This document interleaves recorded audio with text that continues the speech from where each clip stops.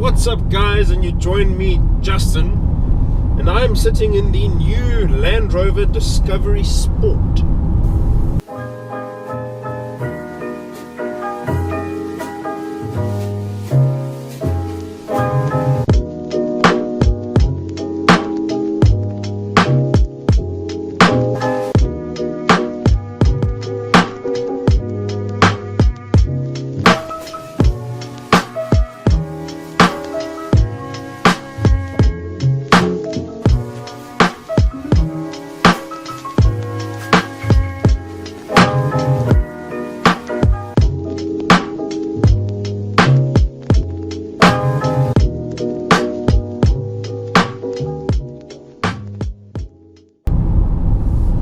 Okay, so I remember a couple of years ago attending the launch of the then all-new, brand new Land Rover Discovery Sport. I understand the car, I just didn't quite like the styling. So the headlights with that kind of round design that they had with the LED lights, and it was just this like mixed match of designs. I think Land Rover was just trying to find out what worked. Fast forward to now, and you have a really good looking car. I must say, the design of this car, in particular this one in this color, with the R-Dynamic kit added to it, which gives you sporty bumpers, nice big wheels, and a whole bunch of other elements to the car, like these blacked out wing mirrors and stuff. It really does look good. It kind of looks a lot like the bigger Range Rover, more so than it does look like a Discovery, thank goodness. The rear with the whole black in the center, which is not offset like the Discovery. This is number plates in the middle, looks good. And I mean, it's a really nice car to look at. It's also a nice car to sit in. Like here on the interior, there's a lot of leather, like on the dashboard, on the doors, soft touch elements on top of the dash, nice leather armrest. This has got red stitching. There's like a nice leather cover on the gear lever over here, leather on the steering wheel. So yeah, lots of leather on this thing. Tech, well, there's some very interesting items embedded into the car.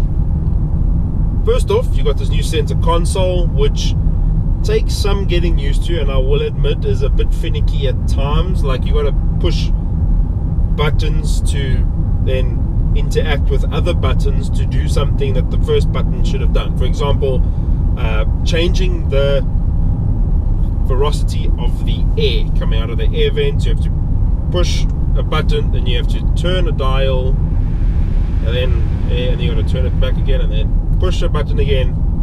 Yeah. Temperature you control with the two dials, and then to control other elements such as your driving mode. So obviously this is a Land Rover, and it should go off-road over there, although with these rims and tires I don't think I would, but it can, because here's a little button with the car on it. So when you push that, all of a sudden the driver's side temperature gauge becomes a drive select gauge, so you can adjust between sport, eco, normal. You've got an option for auto, where the car figures out what's the best gearing and stuff depending on the road you're driving on, or you can tell it that you're on mud and gravel and snow and going over sand and whatever, and all those different options kind of set the gearbox up. So if it's on mud and sand, I found that the gearbox would hold on to the gears a bit better, obviously utilizing the all-wheel drive system more effectively with the traction control. So if you really must go off the beaten track with this thing, you can. I managed to drive around an old mine, so there were some steep sandy inclines, some rocks and whatever, and yeah, this thing didn't put a foot wrong. I did caution myself because there were some sharp rocks, and these wheels do look expensive. I've been driving around in eco mode most of the time, and this is where a problem comes in, right? So I've been doing about 10.1 liters per 100 kilometers. Not great, considering the fact that this is a 2-liter diesel engine. It produces around 132 kilowatts and 430 newton meters of torque. It's got a 9-speed gearbox, and that's where the problem comes in. Like, now it's not in 9th, even though I'm in economy. It was in 8th, now it's in 9th. Like, I've had to tell it to go into 9th gear quite a few times. So yeah, I don't know. It's also a little bit sluggish off the line. The start-stop system works in a very weird way. So put your foot on the brake when you come to a stop, obviously, engine switches off. Now in most cars, when you take your foot off of the brake, engine starts up. Not in this. You need to put your foot onto the accelerator pedal. Then the engine starts. But by that time, you're holding up traffic. So you put your foot all the way down, then it starts up, then there's a bit of turbo lag, then it really comes on. So you pull away like a bit of a numbhead. I need to go into 2nd gear and slow down again. So yeah, a bit of a weird configuration there. But that doesn't detract from what is, at the end of the day, a really good ride quality, despite having the large sporty rims. I must say, it's been a comfortable drive. Driver aids such as active cruise control, blind spot assist really help keep everything in the lanes and everything safe. And like it's got active lane keep as well, so you really, if you start swaying, the steering wheel vibrates and a big red image comes up on your digital instrument cluster. But one of the best things about this car is the rear view camera. Yes, this does have a reverse camera as well as other options around the car to give you a whole 360 degree view. But by a rear view camera, I mean in the roof mounted antenna is a camera which sends an image to your rear view mirror. And this for me is probably like one of the best modern day items on a car of this decade. Because if I switch it to normal view, you have this little portal and the window and all the lines on the window, and you can see like a very small amount through the mirror. But if I switch it back, I switch to the camera view. Now I have a full uninterrupted high definition view of what's happening behind me. The only freaky thing is, because it's kind of zoomed in a bit, when you do stop somewhere and someone stops behind you, you're literally looking into their face, which sometimes is quite funny because you can like see them pick their noses and shit like that. So it's interesting.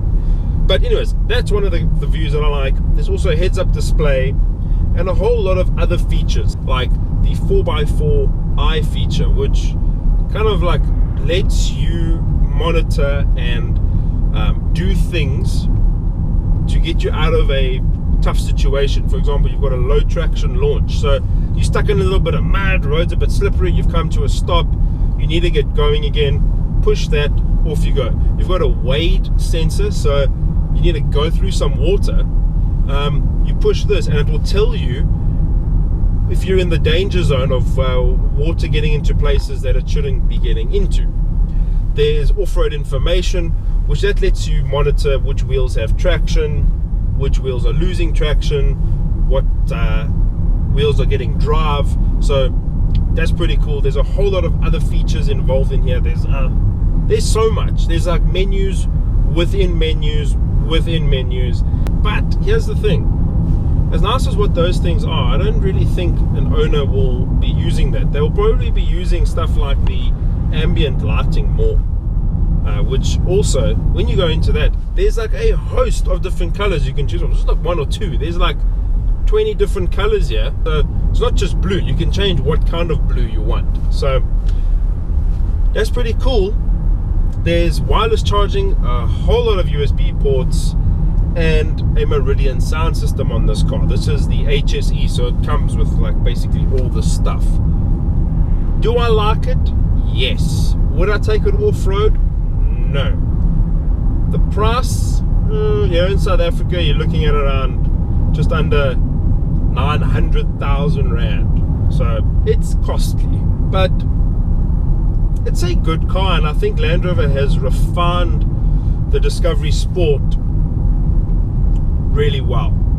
The first one was a rough car. I didn't like it that much. It kind of just fell under the radar. This one, not perfect. Okay, everything else I think is top quality. The looks, the way it drives. Once it gets going, it goes, and it's comfortable. Would I have it over, say, a BMW X3? I don't know. But if you are hellbent on getting a Land Rover and you want one of these, not a bad car. So yeah, guys, that's my short little video on the Land Rover Discovery Sport. If you liked it, subscribe, follow me on Instagram @thejuspin, and I'll see you soon. Cheers.